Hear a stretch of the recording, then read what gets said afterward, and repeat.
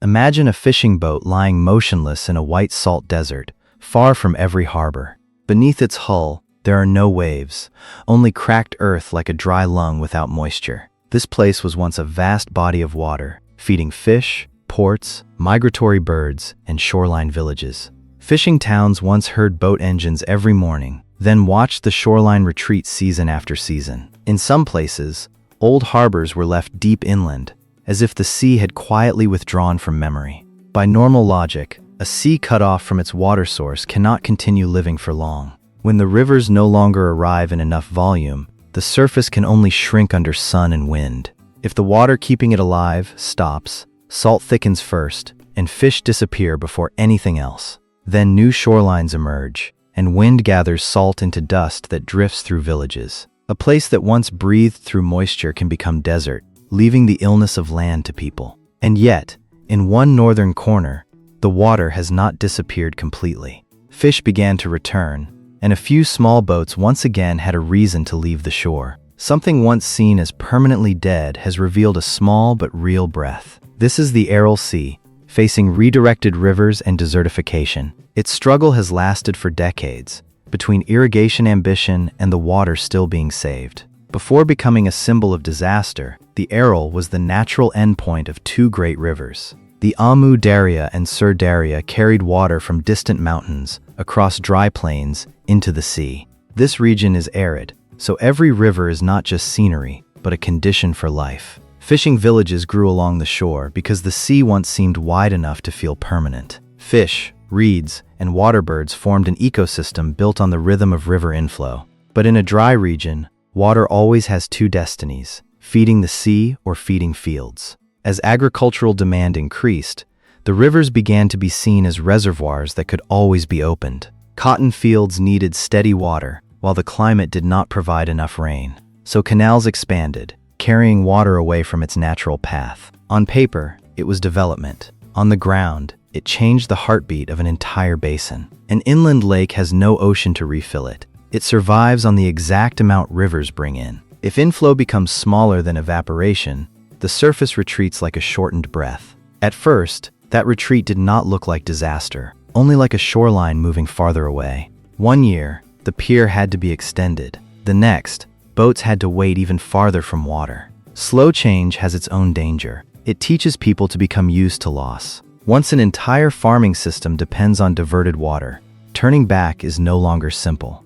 Water fed the crops, but at the same time starved a sea at the end of the flow. What leaves a river does not vanish. It becomes harvest, salt, mud, and conflict. The Aral did not collapse because of one bad day, but because of a long water calculation. When that calculation revealed its result, a once vast body of water began splitting into fragments. The first response was not to save the sea, but to chase the retreating shoreline. People dragged boats, moved docks, and repaired nets as if the sea were only temporarily away from home. But a livelihood built on water cannot keep walking after the water forever. As salinity increased, familiar fish species could no longer endure the environment that once sustained them. Some places tried changing the fish they caught, but an ecosystem is not a machine with replaceable parts. Communities began changing jobs, leaving villages, or staying with the memory of water.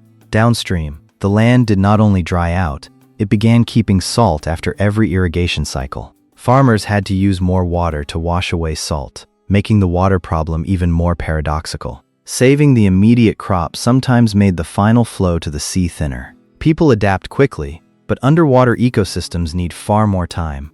As the water retreated, the seabed appeared like a wound that did not bleed. Wind became a cruel storyteller, carrying salt from the old seabed across the region. People covered doors, protected wells, and learned to live with dust that once lay underwater. Those small responses helped people survive, but they did not bring the sea back. A dry lung does not only need cloth against dust, it needs moisture to return. A difficult question slowly appeared. Should the whole sea be saved, or only the part that could still breathe? At first, the idea of keeping back one part of the water seemed tiny beside the scale of loss. But in a harsh environment, a small amount held in the right place can change fate. Adaptation therefore shifted from enduring consequences to intervening in the flow. From here, the story was no longer about following the sea, but but guiding water back where life needed it. As restoration became systematic, the first goal was controlling water leaving the North Aral. The Kok-Aral Dam works like a valve holding breath for the northern part of the sea. It does not create new water, but prevents precious water from draining into lower areas. For the dam to work, the Darya also has to be managed better on its way to the sea. Canals, gates, embankments, and release schedules became parts of the same body. A small structure on a map became large because it touched the direction of an entire basin. Engineers were not only building a wall, they had to understand where water would go each season. Water level cannot be seen as just a number. It is the living space of fish and boats. If the water is too low, the port remains far away. If too unstable, ecosystems struggle to recover. So restoration is not a magical moment, but many small decisions repeated over time. Some water is held back, some must continue flowing, and every choice leaves someone with less. This is the most sensitive point. Saving the north can mean the south receives less water. So a small dam is not only engineering, but also an ethical choice. The new system accepts a difficult truth. Not everything can be saved at the same time. But if the living part is not protected, the whole story may become only dust. When water levels become more stable, salinity drops, and the lake begins giving life a new chance. Fish do not return because of promises. They return when water is deep enough and less salty. Fishing villages also do not revive through slogans, but through real nets filled again. When boats return, the shore is not just geography, it becomes livelihood again. A successful restoration system must connect engineering, ecology, and everyday life. With only a dam and no river, the lake is still a shallow basin waiting to dry. With only a river and no water retention, the smaller sea continues losing its breath. Restoring the Aral is therefore the art of keeping the right amount of water in the right place at the right time. What once seemed like a one-way disaster began to show a very cautious upward curve. But to understand why it works, the story must look below the surface and into the river. The central mechanism of the Aral is simple. Water enters, water evaporates, and salt remains. In a lake with no outlet to the ocean, salt is not carried away like it is in open seas. When river water is taken away, the same amount of salt is compressed into a smaller volume. Fish can survive small fluctuations, but not a world becoming saltier year after year. Fish eggs, tiny organisms, and reeds all depend on seasonally stable water levels. The dam helps do what nature can no longer do enough: keep water longer in the northern basin. When more water is retained, the shore moves closer to villages, and depth gradually increases. Depth does not only help boats float, it keeps water from heating quickly and changing too sharply. A deeper lake gives fish refuge when sun, storms, or cold seasons shift. So ecological recovery begins with very ordinary geometry, deeper and more stable. But water does not find a fair path on its own. It follows slopes, canals, and outlets. Any leak or waste channel becomes a small wound in the river. Improving canal banks and gates is not glamorous, but it preserves parts of the flow. In a dry basin, saving water is not a green slogan, but a physical condition. Better water retention upstream can decide whether fish return downstream. The river is therefore like a long blood vessel. Wherever it is blocked, the body weakens. When flow weakens, less sediment arrives, and the delta slowly loses its soft skin. When the flow strengthens in the right season, reeds, small fish, and water birds receive the signal to return. Recovery does not begin with beautiful green color, but with very small biological signals. Once the food base returns, larger fish have a reason to reproduce and stay. Every returning catch is the result of flow, salinity, lake bed, and weather. The dam is only the visible part. The invisible part lies in each season's water balance. Snowmelt, irrigation season, and evaporation season all pull the water level in different directions. If water is taken at the wrong moment, the system can still lose breath, even if the total amount changes little. That is why managing the Aral means managing timing, not just volume. Temperature also works quietly, because heat turns the lake surface into an evaporation machine. The shallower and wider the lake, the easier it is for the sun to take water from it. When water is deeper in a smaller area, it resists better than a giant thin sheet of water. This is why saving one small part can sometimes work better than spreading water across dead zones. That mechanism is not romantic, but it explains why the North Aral has a chance to recover. When the water moves closer, villages no longer need to drag boats across desert. When fish increase, jobs return in a chain: boat repair, ice making, transport, and trade. Ecological recovery, therefore, pulls social recovery with it, but both remain fragile. A few consecutive dry seasons can immediately test the revived part. If irrigation increases sharply again, the river reaching the sea will become thin as before. If gates fail or embankments weaken, water can go to the wrong place before reaching the lake. If the climate becomes hotter, the same lake will need more water just to survive. So the Aral's recovery is not like a scar disappearing, but like a patient needing long-term care. The dry lung now has moisture, but it still breathes through fragile channels. The mechanism keeping it alive is also where the hidden cost begins to appear. The first cost is unavoidable. The part being saved is not the entire Aral Sea. In the south, many old seabed areas remain dry, salty, and easily lifted by wind. The Aralkum Desert is not a natural desert. It is seabed exposed under the sun. On that surface, salt and agricultural residues can turn dust into a health problem. When strong wind blows, what once lay still underwater can enter human lungs. Restoring one shoreline does not automatically erase dust from thousands of open spaces. Villages that once lived from the sea must live between two memories: water lost and water returning. Children may see new boats, but elders still remember where the water used to reach much farther. Recovery does not return the lost time of livelihoods that disappeared. One fish returning is good news, but a sea-based economy needs more than that. It needs cold storage, roads, buyers, fishing rules, and confidence that the water will remain stable. If people do not believe the water will stay, they struggle to reinvest in life along the shore. The next cost is dependence on infrastructure. The dam must be maintained, not merely built. A water-retaining structure becomes a long-term promise between engineering and budgets. If management weakens, water can once again be divided according to short-term pressure. The original mistake was treating water as unlimited, while the basin always had limits. If that lesson is forgotten, restoration can become another loan taken from the future. The Southern Aral reminds us that not every environmental wound can be easily reversed. When an ecosystem crosses a threshold, it does not return immediately just because people regret it. Salty land, local climate shifts, and broken livelihoods form a loop that is hard to escape. The final hidden cost is environmental memory. The ground still holds traces of old decisions. Old shorelines are like wrinkles, telling where water once touched daily life. True recovery must speak with those traces, not cover them with green color for beauty. That is why the Aral story is both good news and a warning that is not over. To see that warning most clearly, the story must return to the climax when the sea nearly vanished from the map. The climax of this disaster did not come with an explosion, but with the silence of dead ports. Fishing ships tilted on sand, proving that maps can betray memory. Places that once needed anchors for boats now needed vehicles to cross the old seabed. When water retreated too far, the port did not close in one day. It lost function step by step. Fish factories lacked fish, boat workers lacked sea, and towns lacked a reason to wake early. When livelihood disappeared, environmental disaster walked straight into family kitchens. What was frightening was not only losing water, but losing the living system built around water.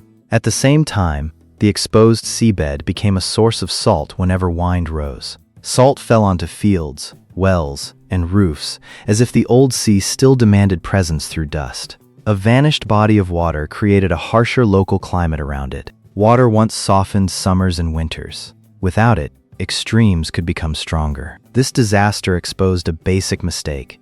People calculated harvests, but forgot the basin. Cotton can be harvested year by year, but an inland sea needs balance across generations. When short-term gain defeats long-term flow, nature sends its bill in many forms. The climax was not the sea drying completely, but the moment people understood it would not return by itself. Without a strong enough river, every cry for help echoed over a white salt floor. That desperation made the idea of saving one small part no longer seem small. Instead of dreaming of refilling the entire old sea, people began asking which part could still be saved. That question changed everything, because it turned absolute failure into a limited mission. The Kok-Aral Dam appeared like a stitch across a crack in the basin. It does not heal the whole body, but it can stop the still moist lung from drying further. After the dam held back water, the first change was quiet. The shoreline began to move closer.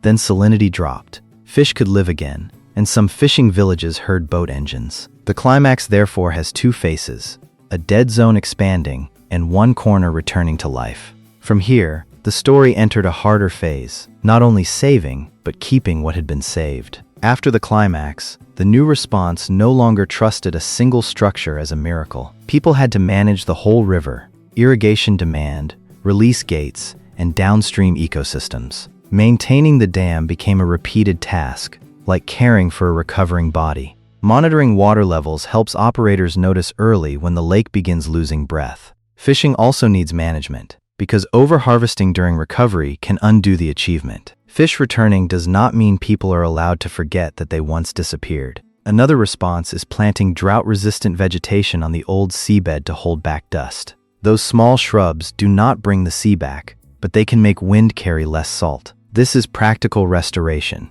imperfect, but able to reduce one specific pain. Where water exists, the response focuses on keeping flow and protecting shoreline habitat. Reeds are not just decoration. They shelter small fish, hold the bank, and filter mud. When the shore comes alive, water birds return, bringing signs of recovery hard to measure in money. But each of those signs must still be protected from drought, overuse, and weak management. The new management approach forces people to see sea, river, and fields as one shared system. A green field cannot be called success if the end of the river turns to salt. A revived lake also cannot be enough if shoreline communities remain fragile. After disaster, the response is learning to measure success through many rhythms of life. When operators understand that, the dam is no longer the endpoint, but the beginning. It opens a new question. Does recovery mean returning to the past, or learning to live differently? That question leads directly to the most common misunderstanding about the Aral Sea's recovery.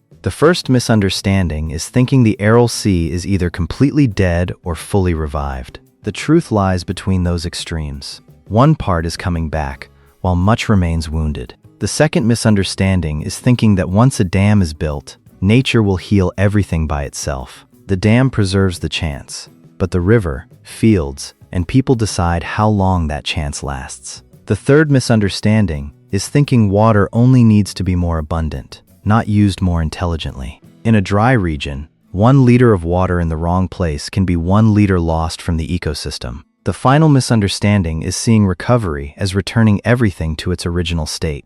The Aral shows that recovery can sometimes mean building a more modest but more durable future. A place once covered by a wide sea may not return as before, but it does not have to remain only death. This story is not a miracle of greening, but a wise choice within real limits. That imperfection is exactly what makes the Aral Sea more important as an environmental lesson. It teaches that nature can respond, but only when people return the conditions for life. The modern turning point is this. Restoration no longer means defeating nature. It means no longer forcing a river to serve every goal at once. Instead of asking how much water can be taken, the new question is how much must remain for living systems. This is a shift from extraction thinking to maintaining the basin's breath. A dry lung does not need one enormous breath. It needs steady breathing. For the Aral, that steady breath is a Darya managed wisely enough. It also means agriculture that saves water, communities that monitor it,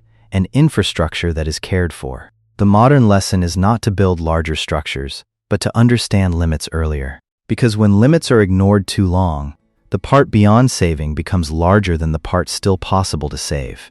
The Aral does not only speak about Central Asia's past, it speaks to every basin being drained. Wherever rivers are treated as unlimited stores, the Aral has already gone ahead as a warning. And wherever water is returned properly, the Aral also proves that hope is not meaningless. But that hope is not free. It is paid for with engineering, discipline, and acceptance of loss. In the end, the question is not whether the sea can live again, but whether people can keep it breathing. At dusk, a small boat glides across blue water beside a village once far from the sea. Farther away, the salt desert remains, reminding that recovery does not erase the marks of mistakes. But on the remaining water, the dry lung has found a slow, moist breath. Nature can recover, but never for free. Every returning drop of water carries a lesson.